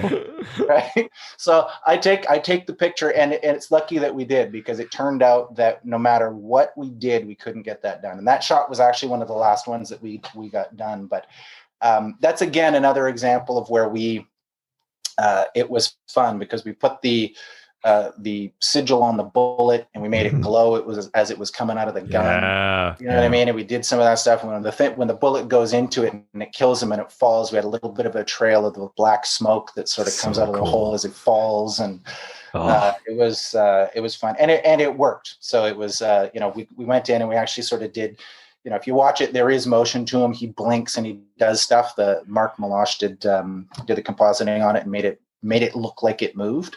Right. So it's, but it's nuts, man. It's, you sit down and the stuff that you don't know. For example, the shot that you talked about earlier, the high shot with all of those. Yeah. The camera, that was all completely CG, except for we did get the camera up on a crane as high as we could to get the shot when the gates open and the force comes out and it knocks the dust off of all of the tops of the old tombstones and that sort of thing. We used that, shrunk it down, and stuck it into, basically we went and bought some stock images and put them on and made a big matte painting out of all 6,000 different pictures and put it together. And the CG of the smoke coming up is what made it kind of work. And again, it's one of those things, after we saw it, then the Harry Potter movie came out where the smoke was. That's right. I was like, I wonder if I know.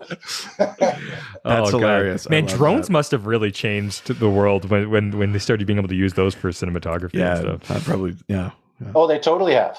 It's a funny thing where you work on some networks and shows like, I hate drones. They look terrible. And, we're kind of like, would you like it better if we called it a helicopter? A teensy little helicopter. It's a little guy. That's hilarious. That's amazing. But, I mean, it's because, someone says, oh, we'll do a drone shot, and they get burned, right? Especially in the early days, we're like, oh, we'll get a drone shot, and it just, if it's a tool, if it's not done properly, it looks terrible. So yeah, totally. Yeah, absolutely. Basically Azazel's finally dead. The whole reason for the last 2 seasons is finally come to this point. And even Sam says, like, we've built, our whole lives have led to this. I kind of don't know what to say. Yeah, exactly. They do have a moment where Sam and Dean has to come clean about it, that he's only got a year left, that he sold his soul. Sam goes, well, I'm going to have to get you out of it. I'm going to save your butt this time. You can see Dean, like, he's still holding back the bit where it's like, you're actually not allowed to get me out of it. Which comes out a lot later. Bobby and Ellen walk up, and Ellen says lots of demons escaped through that gate, as we saw. Sam says it's an army. Bobby nods, saying that he hopes the boys are ready because the war has just begun. So now we're setting up what happens to the show now, because I mean, I know it's not the same, but it gave me the same kind of feeling that I got at like the end of like on your left. Well, no, at the end of like the Two Towers, right? They've won the battle, and then they go up on the hill and they look over there and they go, that's where the real shit is. Yeah. And that's kind of what the end of this episode felt like. It's like, great, we closed the gate, we killed this Azazel, and then they kind of have to look out and be like, 200 demons got out. Yeah.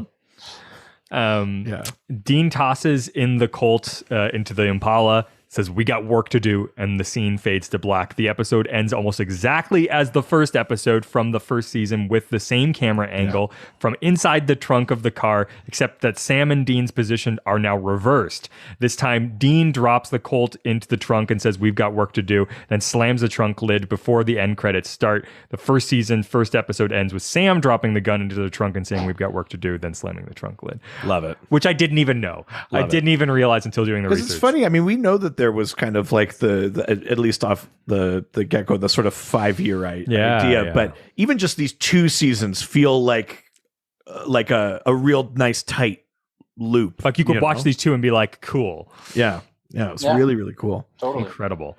So that is the end of season 2. We've talked about so much. I love getting all this extra context, especially on that kind of final big scene. Why don't we just very quick go around the horn? How do you feel about this episode? Maybe one thing you like, one something like that, and we'll rank it out of 5. 5 whatevers. Yeah, absolutely. And what's interesting is this is widely regarded as the highest rated episode in season 2. Really? Yeah. So throughout sort of all of the different outlets, and generally like through IMDb, Rotten Tomatoes, all that kind of stuff, this is actually the highest rated. All right. So let's see what we've got. Ivan, how does this episode make you feel? I mean, obviously you got a different perspective than we do. Well, it makes me nostalgic. I bet. Obviously those were 14 years ago. I was younger, fitter. But it was just such a fun time. We were figuring out how to do this stuff with some of the best people. It was a unique dream team that came together. As far as the episode goes, I would rate this a 5. Definitely. I think that the way that it opened, almost like a needle scratch. Mm-hmm. Do you know what I mean? The pacing, which is so not normal for a TV show. As you guys said, it read like a drama and ended like an action. Yeah. Do you know what I mean? Like totally. It dealt with heavy emotional stuff. I think it, even as the moment where he says, I don't know what I'm going to do with my life. And then you've got as you say, it's that sort of Mordor moment. I think it was absolutely amazing. I think the using of the Colt as a key, like a gun as a key to open the gates to hell. I'm where you stand on Second Amendment and that sort of thing is irrelevant. Yeah. But the fact that it is both the demon slayer and the key to hell. I mean, everything, like Eric's genius on this, like shown through, and but like all of the writers throughout the whole series were amazing. This show was great. I mean, I think it was amazing. It was Ash's death was suitable, loved Ash, right? Yeah, he wasn't the most beloved character at the time, crazy, right? But it was suitable and awesome for him. You know what I mean? Like it treated that character with respect and gave him a position of importance and authority that I think was great. I think it solved some problems. Like we got to get rid of the Roadhouse, right? That would become a trope. Do you know what I mean? So that was sort of one of the geniuses of this show, is every time you think there's a trope that, oh, they'll just go back to Bobby Zinger's house. Oh, they'll go back to the Roadhouse, and we'll call the Roadhouse. They'll have the answer. Let's get rid of that. Yeah. You know what I mean? It's kind of like that Game of Thrones before Game of Thrones, where we're going to set it up and then take it away. No one's safe. Yeah, exactly. You know? I thought this was just absolutely awesome. I mean, yeah, 100% I agree with you. I think this show, the end of the second season is really sort of, I think by this point they've really understood. Your team understands now what the show really is, and I think like throughout the entire second season, you're sort of like you can see the little experiments of the first season's like, okay, let's just test the hypothesis of what if we made a show that sort of replicates a lot of classic horror stuff and slashers and things like that, and then it's like second season is like, okay, we the experiment worked, but now we're realizing the show is kind of its own thing. What does that really mean? What are we doing anymore, right? So now let's see what happens when we put a little bit more of our sort of personal humor into this. How does that work? And what if we try a little bit of like meta textual stuff, and how does that work for this show? And as you sort of realize that like, oh, this is its own thing, and the second season really is sort of like now developing that foundation of what the show will really truly become as it moves forward. And I think this is such a great testament to that, to saying that like you can have those extra fun things, but it still allows you to create this serious moment. And Ash is a great example of that. Yeah. The show never takes a single character and just makes them a single note character, right? They're never just the butt of the joke. They always get some sort of balance to give them this humanizing moment. No matter how small of a character. It's true. I mean, we haven't gotten to it, but even our namesake Ghostfacers get that. Yeah, everybody is given sort of some humanizing moment, and there's always this balance with the show. And I think this is sort of a great bookend to the very first episode, which is all about sacrifice and death and what does death mean within this. And now this is going, is death really what you think it is? And what does that mean in regards to the show? And what does hell mean? And how does that impact the rest of the show beyond just the fact that it's this idea that we got in the very first episode of the second season? So for me, 100% this is a 5-star, a 5 iron pentagram, 10-mile thing. I mean, this is without a doubt an incredible thing. Yeah, this is 5 fake Jeffrey Dean Morgans in a real environment done through a blue screen 4 days before. Yeah, I mean, I don't think I have too much more to say that we haven't talked about, but like I always liked this episode. Like this season finale always stuck with me more than the first season one. I like this one. I was like, holy shit. I mean, partly it's because they do the thing. They kill Azazel, right? Like that's part of it. It's built in. But as having just all that extra kind of context about the process and the creativity about the blend of having like an actual spinning lock and guys shaking the doors, but then also having, you know, these VFX components and the smoke, having to work out the scheduling and stuff like that. I mean, it's pretty outrageous as an episode goes. I'm going to give this 5 uneaten buckets of grief chicken. That's amazing. That's so good. Yeah. Ivan, thank you again so much for coming on the show. This really means a lot to us. Yeah, guys, my pleasure. I mean, Supernatural is. I mean, it's a big part of everybody's lives, but it was for me. It was the longest job I've ever had, and with people that lifelong friends, and it's cool to work on a show that the audience, that the fans care as much about as we all do. Oh, absolutely. So this episode is probably coming out in like late June, maybe early July. Do you have places where people can find you online or things that you want to promote knowing that time? I always am trying to set up ways for emerging filmmakers and filmmaking talents to get ahead. That's right. I've seen my that. latest thing is if you go to 16up.tv on Facebook or on Instagram at 16_up. If you're a filmmaker and you have a film that you've done the festival circuit and it's not doing much, put it on Facebook and start to use it to promote you. Stop using your films as something that you promote and start using them as something to promote you. And then the other thing I'm trying to do is get filmmakers to realize that socialized distribution, which is putting content out on social media, look at social media as your brand building resume, and start to shoot shorter content more often. Certainly shoot your big 10, 20-minute shorts, your feature films, and the rest of it. That's where the business and the product is. But when you're trying to build your brand, there's no reason why at least 3 or 4 times a year you're not shooting a 3 to 5 minute short that you're putting out on social media. And vertical video is an untapped, unused space. 92% of the population are consuming content on their phones, so start making content to fit that market. And that's my shtick. Other than that, just keep watching movies. You'll see my name appear somewhere at some point. That's awesome. Absolutely. Terrific. 100%. Well, that is it for this week. If you have a note about a future episode or just want to say hi to us online, you can reach us through our email. It's ghostfacerspodcast@gmail.com. Don't forget to talk with us about Supernatural through our social media channels. Yeah, we're at Ghostfacers Pod on Facebook, Twitter, and Instagram. And if you like what we have here, you like Supernatural, well, I mean, there's a lot of parallels to the comic book world, and we have a whole other podcast where you can hear about that. Yeah, it's called the Dr. DC Podcast. If you like how we talk about like lore and the stuff we talked about like consistency, and if this happens, then that means that this must happen. And DC is the king of consistency with lore. Well, I mean, comic books are always kind of crazy with that stuff, but if you enjoy that sort of thing, hop on over. It's available wherever you get your podcasts. You might like that too. Awesome. Say goodbye, Ivan.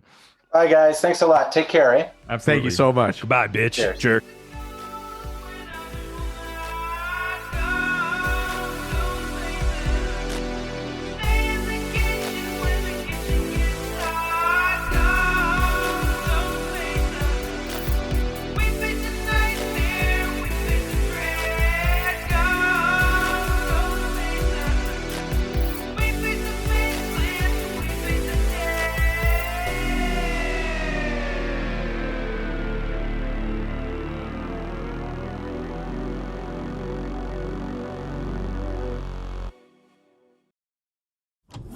This was a Brain Freeze podcast.